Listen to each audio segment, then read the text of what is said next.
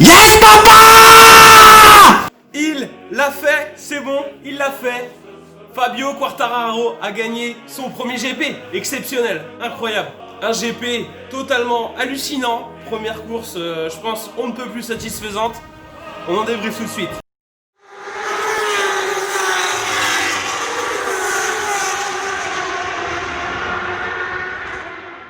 Salut à tous, c'est Slider, j'espère que vous allez bien, moi ça va plutôt pas mal, bientôt les vacances, ça fait plaisir, on va pouvoir faire de la moto, il va faire beau, c'est le top.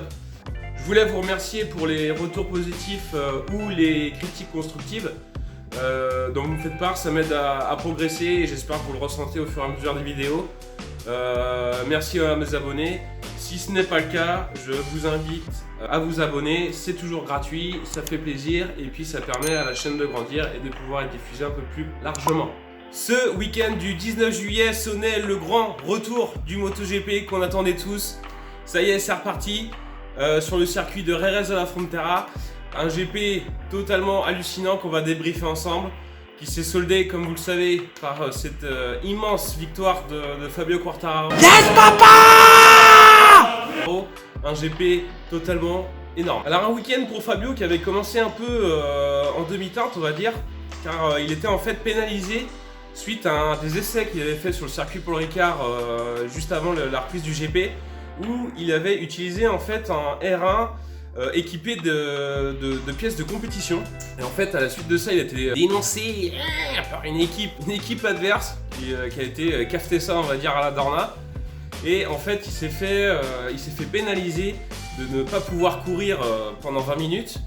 Donc, image assez insolite de Fabio qui est en train d'attendre juste à la sortie du premier virage, en train de regarder ses collègues et adversaires s'élancer sur la piste, donc c'était une image assez particulière. Donc il a attendu 20 minutes et à la suite de ça, il a pu enfin s'élancer.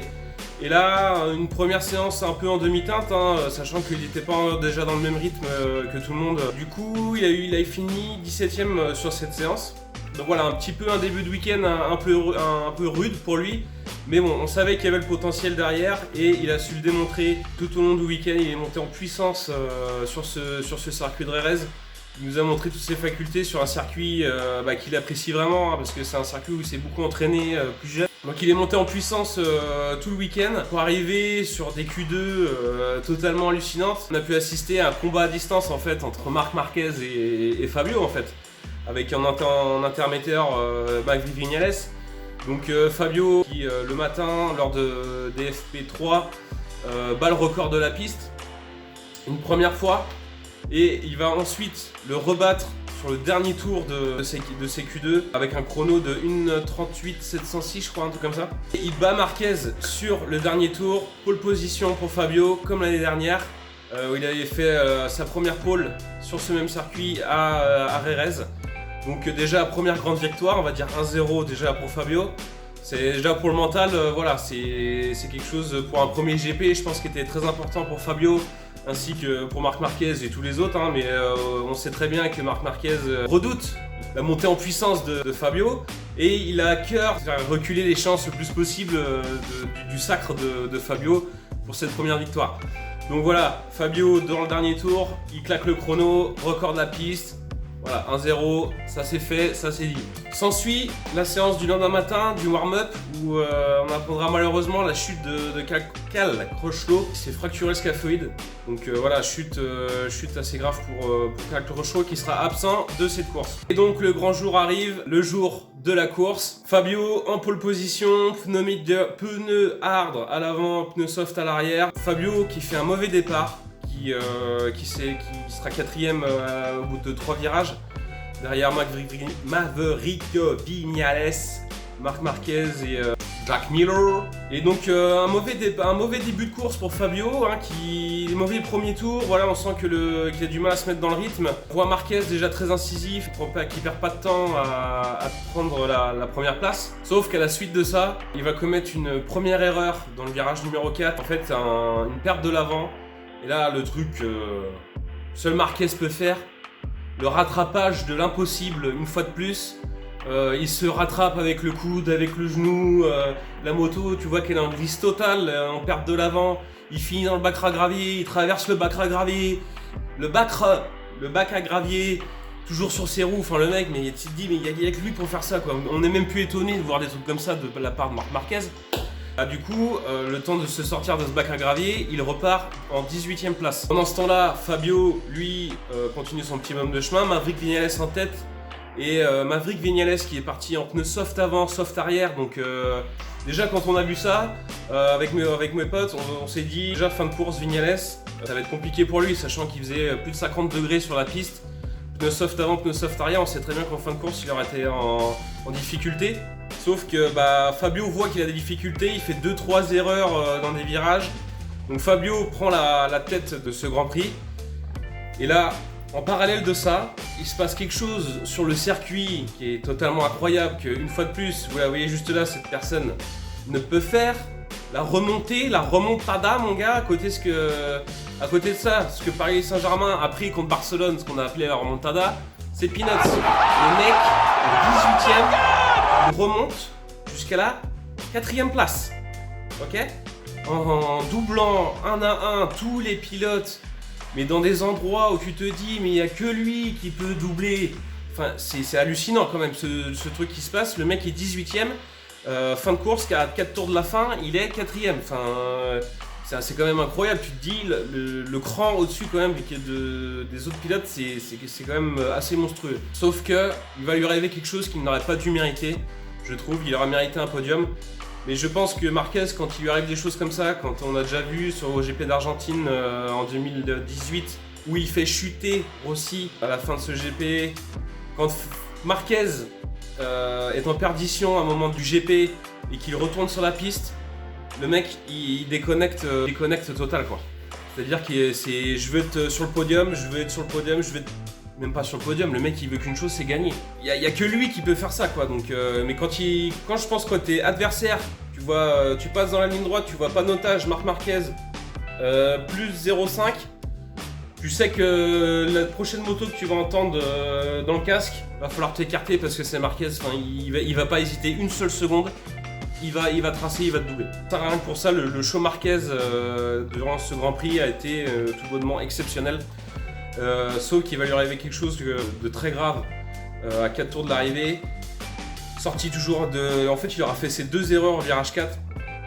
Sorti du virage 4, réaccélération, il perd l'arrière, il se fait catapulter outside, il traverse la piste, sauf que la moto, elle le suit, elle vient lui taper dans le bras et se refait éjecter dans le bac à gravier. Enfin, c'est des images assez impressionnante. On voit Marquez se relever avec le bras ballant en fait. Là on s'est dit direct quand on a vu ça, le bras qui est ballant, qui bouge pas, c'est mauvais signe. C'est quoi? C'est une clavicule, c'est le poignet, on s'est dit il y a un truc grave pour lui. Ce qu'on apprendra par la suite, c'est qu'il s'est cassé l'humérus, donc l'os du bras en fait.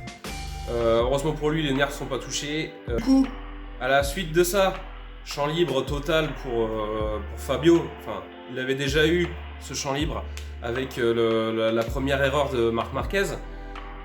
Fabio qui va réussir petit à petit à creuser l'écart sur Jack Miller et Maverick Viñales. Jack Miller qui sera rattrapé par la suite par Viñales, et le retour d'un mec quand même qui s'est pété la clavicule il y a 3 semaines de ça en motocross. Le mec finit 3ème.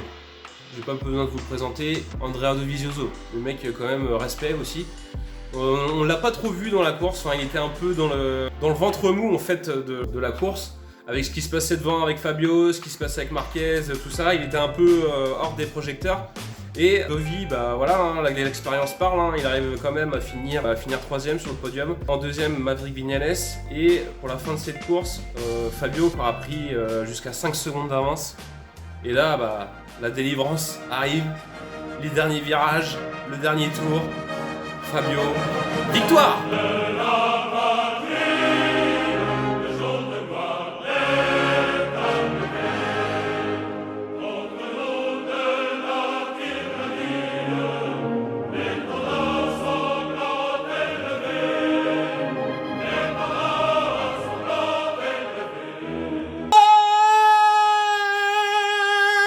Tout bonnement simplement incroyable. Merci Fabio Quartararo.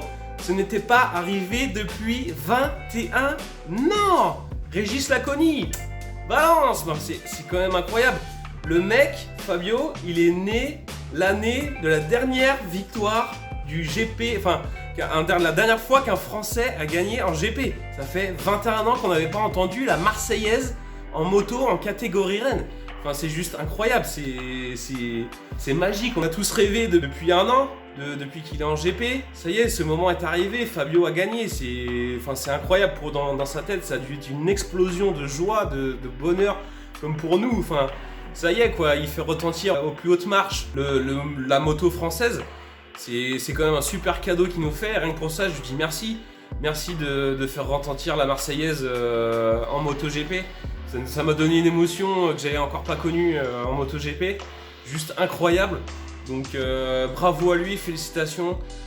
Avec tout ce qu'il a fait comme travail l'année dernière. Ton GP l'année dernière à Jerez où il part en pole position, où il était pas loin de gagner. Enfin, il était deuxième au moment, il casse son sélecteur, on le voit mais en pleurs dans le paddock.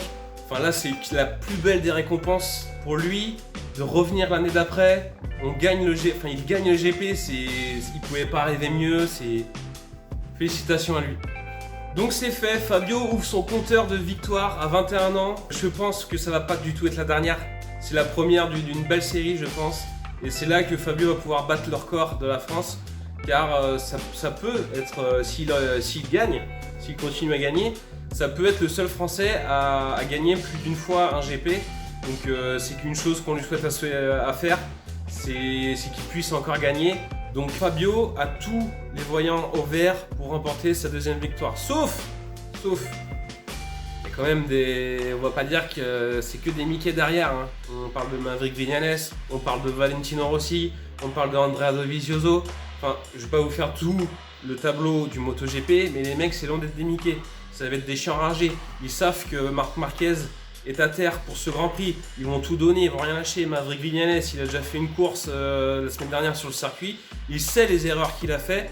Il va pas les reproduire. Je pense que Maverick Viñales va être très dangereux sur ce Grand Prix. Attention aux Ducati, à Jack Miller et Andrea Dovizioso. On les a vus, les Ducati sont devant aussi. Donc voilà, je pense que cette première course, elle a été folle, mais la deuxième va l'être encore plus, car ils vont avoir appris de ce qu'ils ont fait la semaine dernière sur ce circuit, et ils vont essayer encore plus d'adapter la moto et d'adapter leur pilotage pour essayer d'être encore plus performants. Enfin, ça va être juste incroyable. On va espérer une meilleure performance pour Johann Zarco, qui s'en sort bien quand même avec une 11e place, sachant qu'il était parti 20e. Donc Johann, félicitations quand même à lui. On lui souhaite justement une meilleure journée de qualification, car pour moi c'était son point noir ce week-end-là. C'est sa journée de qualif qu'il a complètement raté, lui-même l'a dit. Il s'est lancé 20e, voilà, qu'est-ce que tu veux faire avec une moto satellite quand tu t'es lancé 20e? Donc je pense qu'il a limité la casse en terminant 11e. Donc il va pouvoir redoubler d'efforts le week-end prochain pour nous prouver et approuver à Ducati qu'il mérite son guidon d'usine l'année prochaine chez Ducati officiel. Donc voilà, je compte sur vous maintenant. Il va falloir que je compte sur vous. Vous m'écoutez bien? C'est le retour. C'est le round 2 du MotoGP. Il faut que vous me partagiez tout ça là. Il faut qu'on encourage Fabio. Il faut qu'on lui donne toute notre force. Là, ils savent comment ça va se passer sur ce circuit là. Donc il va falloir redoubler d'efforts pour supporter Fabio. Il va falloir qu'on donne tout pour lui. Et il va réussir, il va gagner. On se donne rendez-vous à 14h ce dimanche pour la deuxième phase, le deuxième round de ce MotoGP. Et allez Fabio, tu vas les